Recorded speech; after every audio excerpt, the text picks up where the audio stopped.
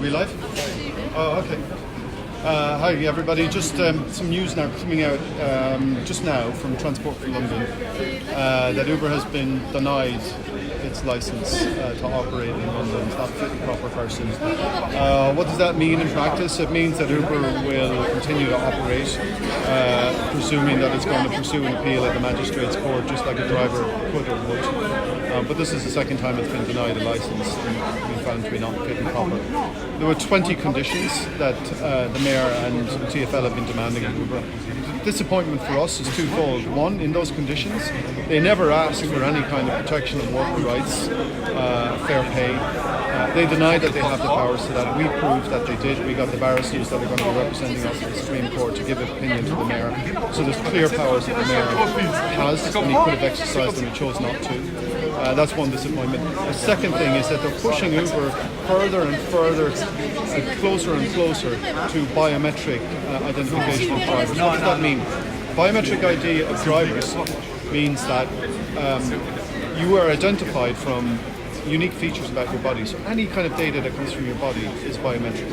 So facial recognition, iris recognition, fingerprint, thumbprint, so on. Now the problem with that is that if your password is breached, if your personal data with a password is breached, you know, it's a hassle and you could get some loss, but you change your password and you move on. If your biometric data is breached, you can't recover from that because you only have one fingerprint, you only have one face.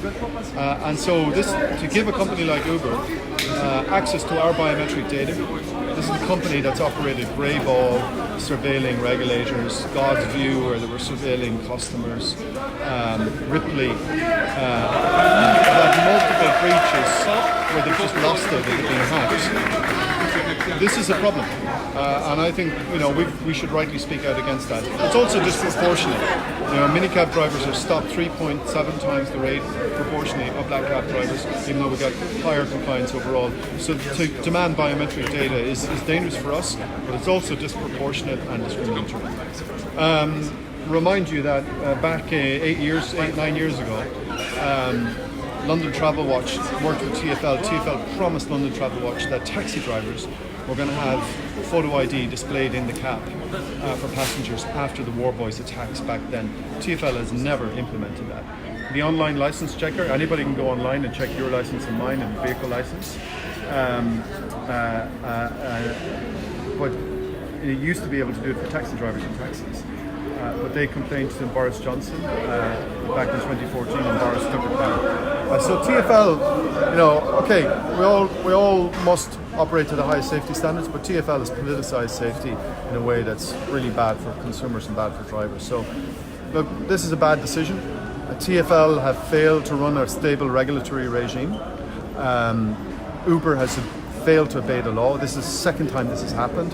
We're down to the wire, the last day after a 2-month extension, and here we are facing the abyss going into the holiday season. This is not good. We've been failed here. We've been let down badly. We haven't been consulted through this process. So it's bad news, but you can keep working. I don't think Uber is going to go anywhere soon. They'll probably fire a whole bunch of people. They'll probably make a whole bunch of changes, come to the magistrate's court next year, throw themselves at the mercy of the judge like they did last time. TfL will show up like they did last time in a state of neutrality. That means that they went to the magistrate saying that, listen, we're neutral. Either Uber can have the license or not, depending on you, what you decide, judge. Which is kind of weak. If they took their license, you shouldn't show up in a state of neutrality. They'll probably do the same thing next time around. This is election season. The Mayor gets to look tough on Uber without actually doing anything that's going to take cheap fares off the roads. He has failed to stand up for us in this process. So I'm a bit cynical, but I don't think Uber's going anywhere soon. Yasin, you got anything to add? Alright, there you have it. That was James speaking about Uber's license. So just for the guys that joined on, so we have 91 viewers today, 93 in fact, yeah. So Uber has been denied a license by Transport for London.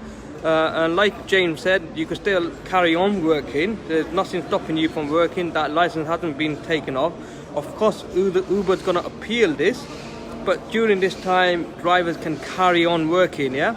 And just to let you know, we're here in Paris, outside Uber's office. Drivers have blocked Uber's office. So I'm just going to zoom in and show you what's happening here.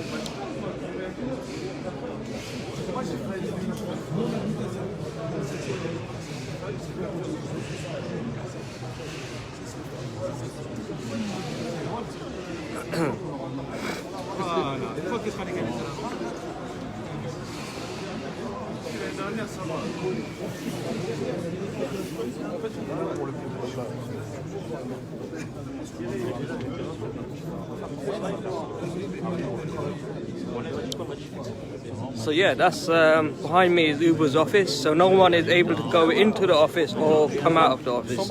So this is where Uber onboards their drivers. So today there is no onboarding. In fact, there won't be any onboarding here today at Uber's office in Paris.